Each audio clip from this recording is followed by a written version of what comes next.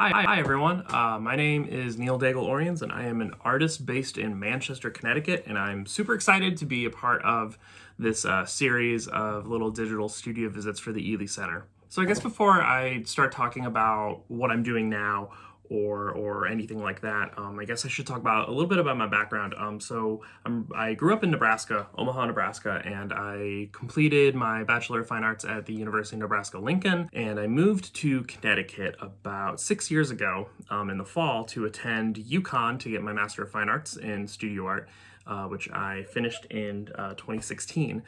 Right now, I'm actually in my basement in Manchester, where I've been living since I graduated, and just kind of working as well as I can outside of my basement. I do have a space in Hartford, but it's been kind of hard to get to during this time, so I've just been kind of staying at home and going out there to grab some supplies and things like that occasionally, and then coming back and working here. In the grand scheme of things, a lot of my work is focused on, for lack of better words, dichotomies. I'm really interested in exploring ideas that exist in two different extremes. So, for example, I'm really interested in gender, masculinity, and femininity, and I'm really interested in kind of living in a space in between, or exploring the space and making it messy in between. I also think a lot about mental wellness versus mental illness and kind of where that is in between again, and aspects of identity and sexuality and things that we, socially speaking, try to really pinpoint and create words and language for, but ultimately words fail. Words will ultimately fail, and language will ultimately fail to fully express these complex ideas. And I'm really interested in digging into that and trying to kind of live in that mess, live in that nuance, live in that messiness. So this is a very interesting time for me because right before all of this happened, in late 2019, I started what I called a literal fire sale. And the impetus of that was to completely restart my artist practice. And I wanted to stray away from creating objects and having an object-based practice. My background is in printmaking and sculpture, but I also have been going through this cyclical existential crisis every 6 months where I start to worry about creating waste, creating excess, and ultimately, what is the function of art objects? And like at the end of the day, I constantly forget during those moments that there's also pleasure in making, and that pleasure is an incredibly important part of my practice. As a queer person, especially growing up in the Midwest and growing up in a religious household, being queer was hard, as one can expect. So finding pleasure in my queerness and finding pleasure in my identity and finding pleasure in living outside of a social expectation is related to the pleasure that I find in making and creating, and that it's okay to make something because you want to, and it's okay to make something because you like it. But also, I worry that I'm just creating more trash in the world. I don't really sell my work, so it's like, it's complicated. I have a very complicated relationship in terms of making art. So the literal fire sale was this thing that I did where I wanted to essentially sell as much as I could at hilariously cheap prices, and anything that I didn't sell by February 1st of this year, I burned. And in burning it, I called it a ritual for a phoenix. I came up with this idea actually in therapy when I was discussing an earlier piece I did in October called Daddy Issues Letters. And it was in my therapist's office that I realized that I had crafted a performance as ritual, or a ritual as performance. And so I did this whole performative action, and it acted as a very cathartic ritual. And this idea of doing actions in the world, at the end of the day, even if it's placebo, it's doing something. And honestly, I felt really good. I felt really good burning all of my stuff, even though I almost burned down my house. So with that project, I wanted to really refocus and recenter what I'm making and why. And then the pandemic struck. I went from wanting to create interactions and create moments where people could interact with me, interact with my ideas, create these participatory events, and suddenly being not only unable to do that because shelter in place, but also lacking just the resources to make something like that happen. So there was this moment where I actually went to my basement and painted. I painted for about 2.5 weeks, 3 weeks. That process was nice because I kind of recentered my head and said, yes, it's okay to make objects every now and again, and that they do serve a purpose. They serve a purpose for me, even if it's just, going through and getting out all these ideas and thoughts. That's a purpose, and it's okay if the end result is a painting, and it's okay if the end result is an object or a thing that I could or could not sell.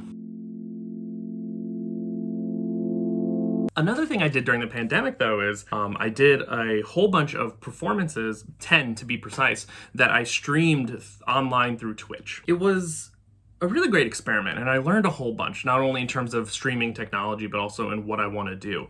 But on my website, you can actually find a few of the good ones, as well as some of the bad ones. And, it was through that process that I remembered some of the other performative installation things that I do. What's really nice about having my background in printmaking is that I was able to tap into that when I started doing more larger scale installations and more ritual-based and participatory-based projects. This zine right here is actually from last year, diary entry, March 10th, 2019. It's from a performance I did at the Ely Center for the Our Bodies Ourselves group show. And so this was a zine that I printed. I wrote it up and I printed it, and it has a whole bunch of information on the various medications I take. Not only the actual information, but then also thoughts. And I did a performance piece with it where I was reading essentially a diary that included some of the technical language that comes with these pills. Another thing I did that involved creating a zine is I was commissioned as a part of ArtSpace New Haven's 2018 Citywide Open Studios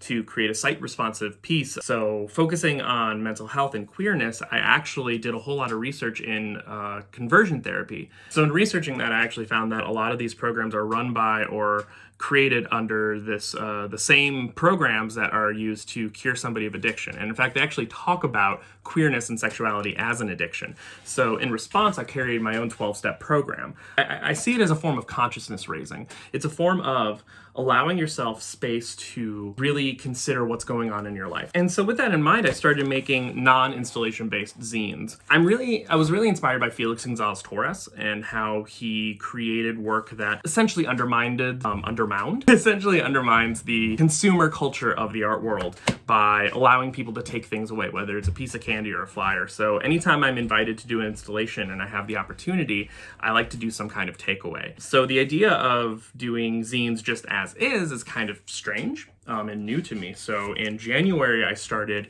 a new project called Bottoms Against Trump. It's really weird talking about this because that's a very funny title, but nobody can laugh. So every month I'm creating these very memoir-based things that explore my feelings, explore what I'm going through, explore my ideas. This issue right here, the May issue that I just released, is full of observations of the world and how I am surviving. So, I could show you the physical space I'm currently embodying, but I don't know how interesting that would be because a lot of my works at the moment is very ethereal. It's something you have to experience. And so showing you on screen is kind of womp womp. In terms of going forward, though, I've been thinking a lot about the fire sale and how it was supposed to act as a conduit for an interactive and performance-based practice going forward and kind of launch that into being. With COVID-19, I actually reverted to a safe space of making objects. I don't want to be safe anymore. So I'm trying to think of how I can do these projects that are interactive or responsive in this digital age. So something I've been researching a lot recently has been ARGs, or alternate reality games. They are interactive forms of storytelling or interactive forms of narrative. And a lot of my work is incredibly narrative. I use the word memoir to describe my work a lot because I do feel it is very memoir. So I've been thinking of just different ways that I can connect with people and interact with people and essentially create kind of a social practice, a digital social practice. I mentioned Vyvanse earlier because I have ADD, and so of course I'm jumping from project to project. So right now I'm just trying to focus on a few projects at a time. Fingers crossed, hopefully all will be well in the end. So thank you for listening to me ramble and talk a bit about what I've made in the past, what I'm making now, and what I want to make in the future. Special thanks to Max for inviting me to do this. This has been a lot of fun to just kind of be introspective for 20 minutes in my basement. It's been a ton of fun. So thank you again for inviting me, and thank you for watching. And I hope you had fun and you learned something. I'm a dork.